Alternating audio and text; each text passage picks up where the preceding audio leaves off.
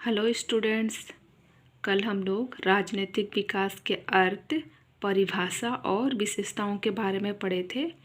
तो आज उसी को कंटिन्यू करते हुए हम लोग देखेंगे कि लुसियन पाइक ने राजनीतिक विकास का क्या विश्लेषण निकाला है। तो राजनीतिक विकास संकल्पना पर विचार करने वाले विद्वानों में लुसियन पाई का नाम अग्रणीय है। तो लुसियन पाई ने सन 1963 से इस विषय पर गंभीर रूप से सोचना शुरू कर दिया था। उसने इस बात पर बल दिया है कि राजनीतिक विकास की दिशा में पहला कदम राष्ट्रीय राज्य व्यवस्था का विकास है। उसने राजनीतिक विकास के प्रतीकों को 3 विभिन्न स्तरों पर देखा। पहला कुल आबादी की दृष्टि से, दूसरा सामान्य व्यवस्थाई निष्पादन की दृष्टि से और तीसरा है राज्य व्यवस्था के संगठन की दृष्टि से। लुसियन पाई राजनीतिक विकास के प्रचलित विभिन्न अर्थों की आलोचनात्मक समीक्षा करते हुए उनकी कमियां उजागर की है। राजनीतिक विकास के प्रचलित विभिन्न अर्थ निम्नलिखित हैं जिन्हें लुसियन पाई अमान्य करता है।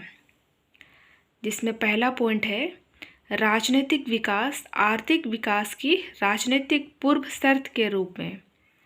राजनीतिक विकास राजनीति की एक ऐसी स्थिति को कहा जाए जो आर्थिक उन्नति, प्रगति और समृद्धि में सहायक हो।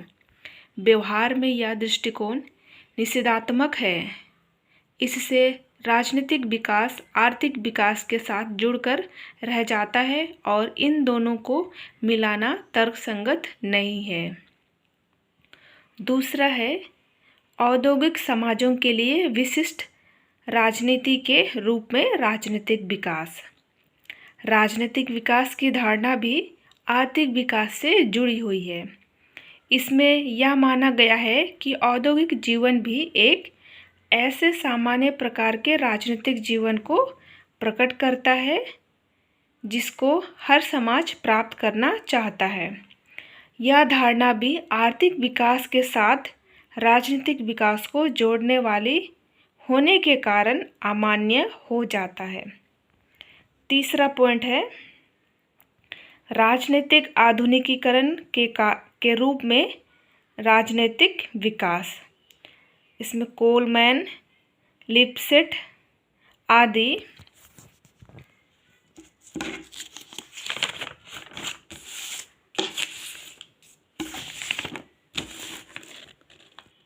यह मानते हैं कि राजनीतिक विकास से अभिप्राय विकसित पश्चिमी और आधुनिक देशों का अध्ययन है, साथ ही उन तौर तरीकों का अध्ययन है जिनका अनुसरण करने का प्रयास विकासशील देश कर रहे हैं। लुसियन पाई के अनुसार ऐसे दृष्टिकोण में इस तथ्य की अवहेलना की गई है कि पिछड़े और विकासशील देशों की अपनी ऐतिहासिक परंपराएं हैं जिन्हें वे हर चीज़ को पश्चिमी और आधुनिकी का अनुकरण कर पाने की खातिर छोड़ने के लिए तैयार नहीं होंगे। 4 पॉइंट है राष्ट्रीय राज्य के व्यवहार के रूप में राजनीतिक विकास।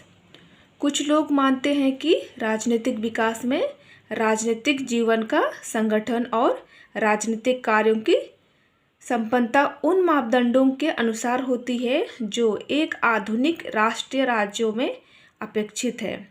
तो इस दृष्टि को अस्वीकार करते हुए लुसियन पाई का कहना है कि राष्ट्रीयवाद राजनीतिक विकास को सुनिश्चित करने के लिए आवश्यक शर्त तो है, लेकिन यह कोई पर्याप्त शर्त नहीं है। नेक्स्ट पॉइंट है प्रशासनिक एवं वैज्ञानिक विकास के रूप में राजनीतिक विकास। पार्सन्स और वेबर ने इस बात पर जोर दिया है कि राजनीतिक विकास का समाज की प्रशासनिक और कानूनी व्यवस्था से बड़ा गहरा संबंध है। अतः प्रभावपूर्ण नौकरशाही की स्थापना आवश्यक है। लुसियन पाई का कहना है कि यदि प्रशासन पर अधिक जोर दिया जाए तो इससे व्यवस्था में असंतुलन उत्पन्न हो जाएगा और असंतुलन राजनीतिक विकास के रास्ते में रुकावट बन सकता है। नेक्स्ट पॉइंट है गतिशीलता और शक्ति के रूप में राजनीतिक विकास। इस विचार के अनुसार हम राजनीतिक व्यवस्थाओं का मूल्यांकन इस आधार पर कर सकते हैं कि वे अपने पूर्ण शक्ति का प्रयोग किस स्तर अथवा मात्रा में करती है। लुसियन पाई का कहना है कि इस प्रकार की व्यवस्था को लोकतांत्रिक व्यवस्था पर ही लागू किया जा सकता है। नेक्स्ट पॉइंट है 7 पॉइंट, लोकतंत्र के निर्माण के रूप में राजनीतिक विकास। तो इस दृष्टिकोण के अनुसार राजनीतिक विकास का अर्थ है लोकतांत्रिक संस्थाओं और व्यवहारों की स्थापना। लुसियन पाई का कहना है कि विकास और लोकतंत्र को परस्पर आबद्ध और अभिन्न नहीं मानना चाहिए, क्योंकि ये दोनों ही भिन्न बातें हैं। नेक्स्ट पॉइंट है बहुसंख्यक जन समुदाय के योगदान के रूप में राजनीतिक विकास। यदि जनता अधिक से अधिक राजनीतिक कार्यों में भाग ले तो राजनीतिक विकास संभव है।